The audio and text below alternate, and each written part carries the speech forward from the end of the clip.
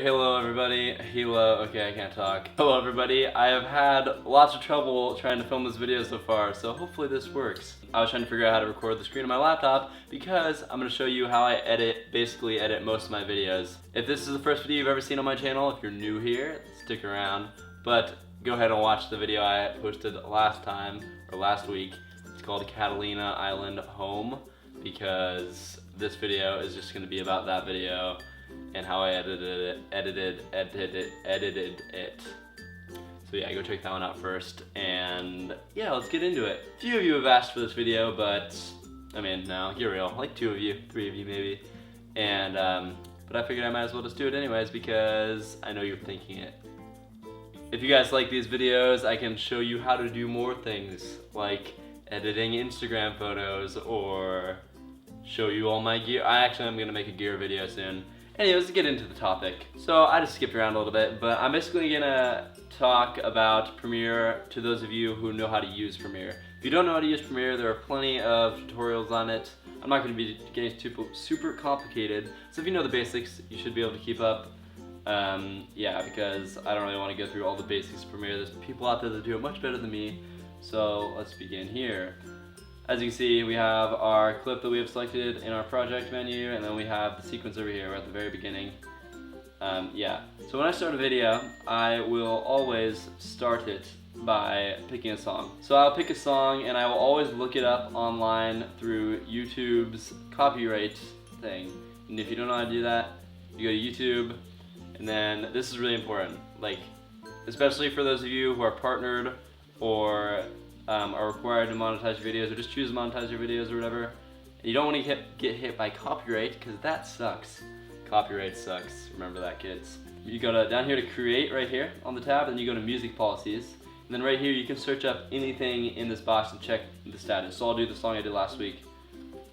So it's called Slasher with 2 R's. It's actually the Flume edit, but that's not like a real thing. It's kind of fake. So it says you can't monetize your video, and it's viewable worldwide.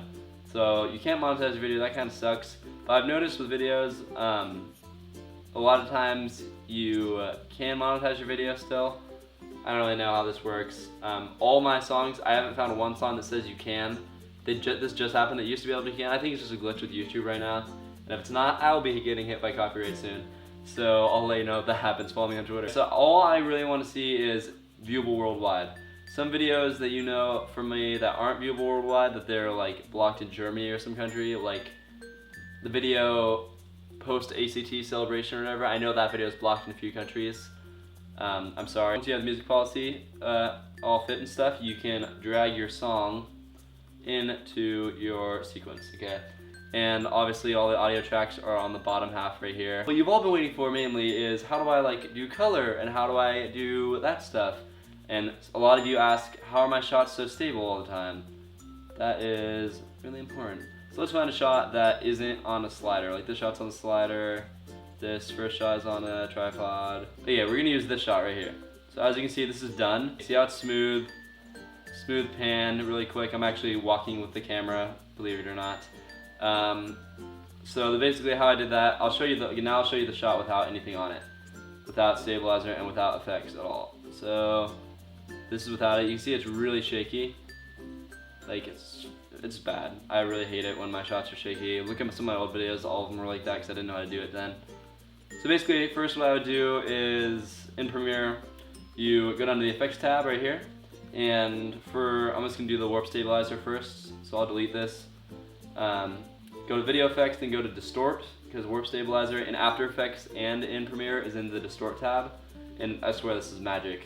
You click warp stabilizer, it goes under your clip if you have it selected, and then it's gonna analyze it right now. I always turn it to 10% to start, unless it's really shaky, then I'll go more. And now with warp stabilizer, it just magic, I swear, smooths out. See that? It's all smooth now, all dandy. I mean, it's not all smooth. As you can see, like right here, I turn the camera. If I turn the warp stabilizer up, it would probably fix that, 25%. So I don't really like going high in the numbers because sometimes it warps out. See, that's pretty damn smooth. Like, you don't get much more smoother than that. Smoother. I'm sorry. Can't talk. To color correct this shot, I'll go to Magic Bullet Looks. This is what I use. It's a plugin, as you can see. This is okay, before, after, before, after. You kind of have to have in your head like an idea of what you're going to be doing. So, sorry, I wasn't talking when I was doing that right there. Go to edit it was right here on the warp stabilizer menu. Now it brings you into this like pop out window, and you can like touch the right of the screen to get this stuff, touch the left to get pre-made filters. I am one who never uses pre-made filters on anything, so yeah, there's that. If you look down here, there's a bunch of different options. This is in post. It has different camera, lens, like you can adjust everything, and it has different effects on everything. Usually I just go to post. It's pretty much everything I need.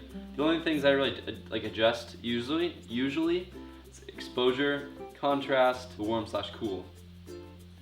And the warm/cool is really awesome. Here, I'll show you. So now I'm gonna click on it down here. Get out, stop.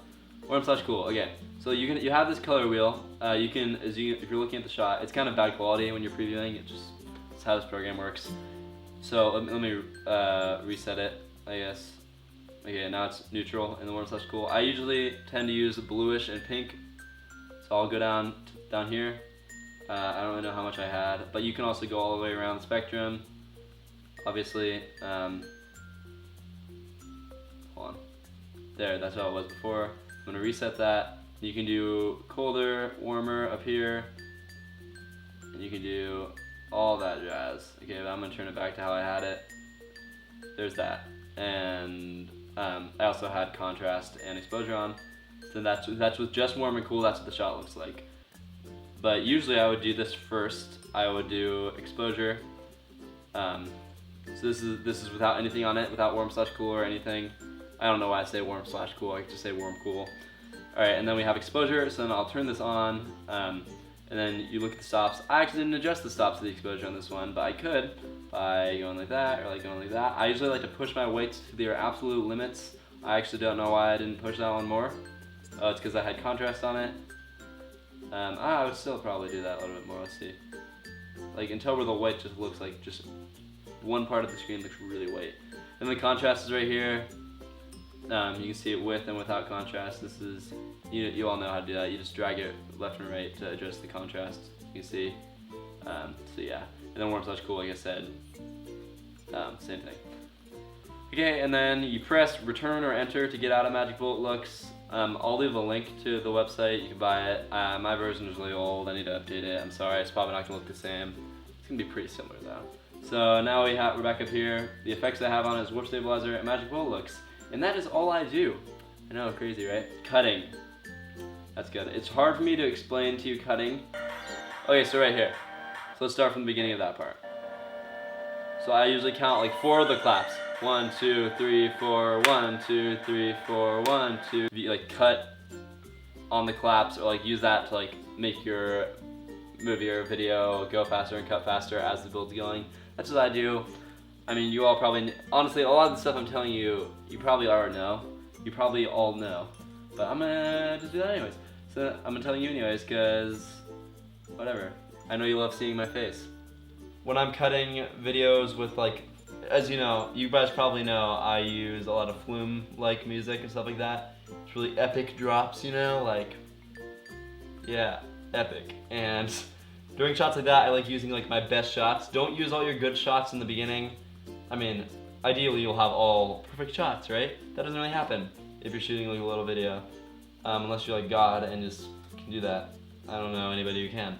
But I usually save the best shots for like the drop and stuff like that. For me, for this song, if you remember, like when it dropped, I showed a bunch of drone shots. So it would, you know, it would just look really nice, you know. But I'll save the best shots for the most exciting parts of the song. Pretty much when I'm editing, 80% of editing is picking the right music for me, because that's like the whole feel of the video, especially because I don't do very much narration, because I really don't like hearing my voice. Yeah, so that's pretty much it for this video, I believe. I feel like I'm forgetting a lot of things as far as like editing and techniques and stuff. Basic, this menu down here with the little thing. You can also add titles, do all that stuff. You can figure that out. But I just pretty much wanted to go over how I like color grade and what programs I use.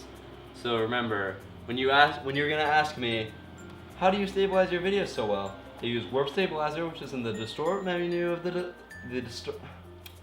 distort menu of the effects.